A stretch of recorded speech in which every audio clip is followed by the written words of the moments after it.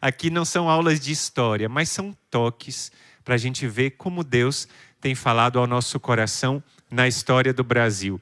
E hoje eu vou falar de 3 profecias, ou mais 3 visitas espirituais aqui na nossa terra do Brasil. E eu começo a falar de um santo que é praticamente desconhecido nas terras brasileiras. O nome dele é São Brendan, em inglês ou em gaélico, ou São Brandão, se a gente traduz para o português. É um santo que viveu no século V, lá na Irlanda. Ele era monge. E naquela época, a gente lembra que a Irlanda é a ilha dos monges e a ilha dos santos, não é?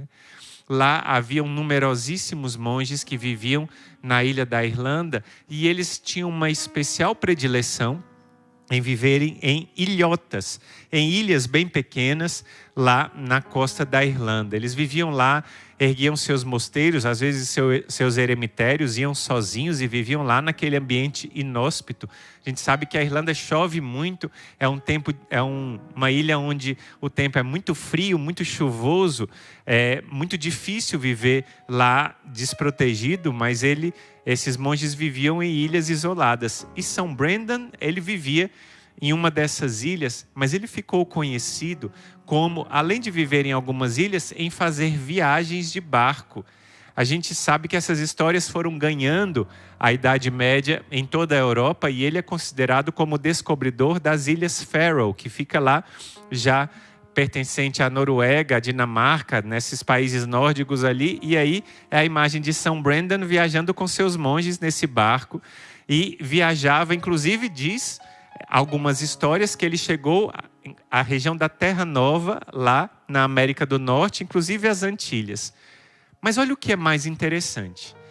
Tinha uma ilha que São Brendan diz que ele chegou perto, mas não conseguiu aportar porque ela estava imersa num nevoeiro e de repente aparecia, de repente sumia. E sabe qual era o nome da ilha que São Brendan disse no século V? Era Brasil ou o Brasil.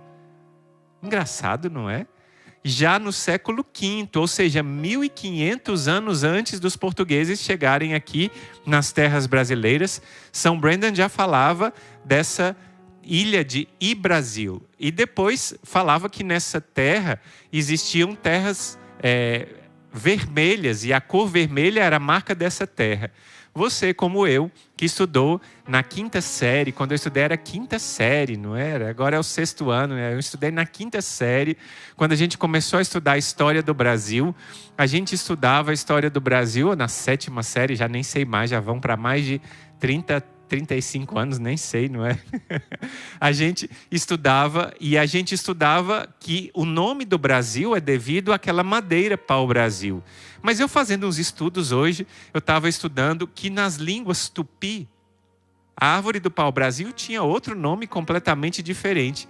E esse nome Brasil tem, os filólogos que estudam a origem das palavras, dizem que esse nome tem raiz gaélica, ou seja, de que o nome Brasil veio do gaélico. Então, a gente imagina que São Brendan teve aqui por essas terras. Será que ele teve ou não teve? Não sei.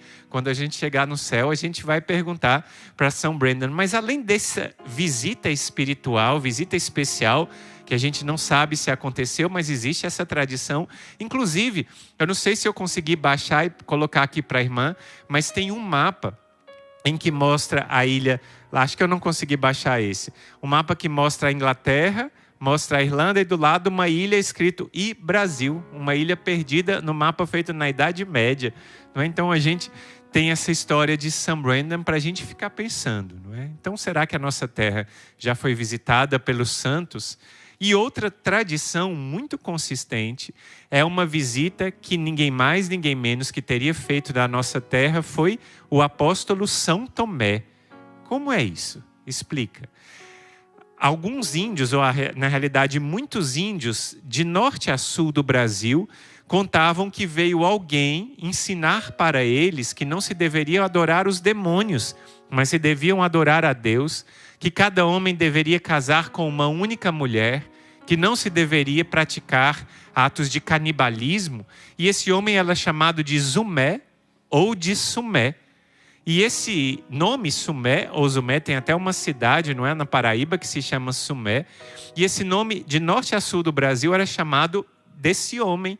Esse homem que andou aqui em terras brasileiras e, inclusive, em 2 cidades brasileiras, tem uma origem, tem uma tradição muito firme. Lá em Salvador, está dito que esse Zumé, ou que esse Sumé, fez brotar uma fonte lá na região de Salvador e também lá na cidade de Cabo Frio, no litoral do Rio de Janeiro. Da mesma forma, falam de uma fonte que foi teria origem com esse homem chamado Sumé ou Zumé. E tem inclusive uma carta do padre Nóbrega que fala sobre essas pegadas, umas pegadas que ele teria visto aqui, e essas pegadas estavam lá na carta que o padre Manuel da Nóbrega escreveu, inclusive que esses índios queriam matar São Tomé e jogavam flechas, só que as flechas voltaram para eles e depois esse São Tomé foi para as Índias. E olha que essa história os índios contavam antes dos portugueses chegarem aqui. É muito impressionante. Então, há essa tradição também que São Tomé teria visitado o Brasil. E a gente pergunta, mas como São Tomé chegou aqui? E a gente pensa, bom, lá no livro dos Atos dos Apóstolos, fala que São Pedro foi arrebatado. Lembra dessa história? Que São Pedro foi arrebatado e chegou em outra cidade. Se assim pode acontecer com São Pedro, por que não com São Tomé para chegar em terras brasileiras, não é? Então há ainda essa tradição aqui no nosso Brasil. Então, de São Brandão, ou São Brendan, e São Tomé, a gente passa para uma terceira história, e essa já é mais próxima dos nossos tempos, do grande santo São João Bosco. Pois é, Dom Bosco, ele teve essa experiência de ter visões, e ele tinha sonhos, visões, misturavam uma coisa com a outra, e ele descrevia todas essas visões ao padre Lemoine, que era o seu biógrafo, que tomava nota imediatamente e depois passava para ele. E ele diz que uma dessas visões, ele tomava um trem na região de Cartagena, lá nas Índias, Cartagena das Índias, lá onde hoje é a Colômbia, e ele fazia uma viagem pela América do Sul.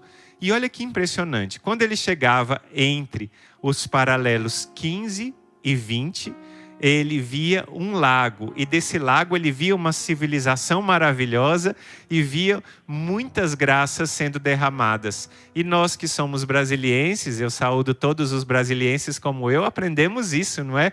A gente tem lá na cidade de Brasília, junto ao Lago Paranoá, a ermida Dom Bosco, que faz memória desse sonho de Dom Bosco. E se a gente pega o Distrito Federal, ele está exatamente colocado entre os paralelos 15 e 20. Quando a gente vê isso lá do Distrito Federal, a gente lembra imediatamente da profecia de Dom Bosco. E é claro, Brasília é uma terra abençoada, mas todo o nosso Brasil é sinal da graça de Deus, da bênção de Deus. E isso aconteceu poucos dias depois, bem poucos dias depois que os primeiros salesianos, em 1883, tinham chegado aqui no Brasil. Quem diria, eles estavam enfrentando grandes dificuldades no Brasil, quem diria que hoje os padres e os irmãos salesianos são numerosíssimos em todo o Brasil. Aqui em Fortaleza, a gente tem uma casa deles, tem uma rádio deles, não é? Uma paróquia.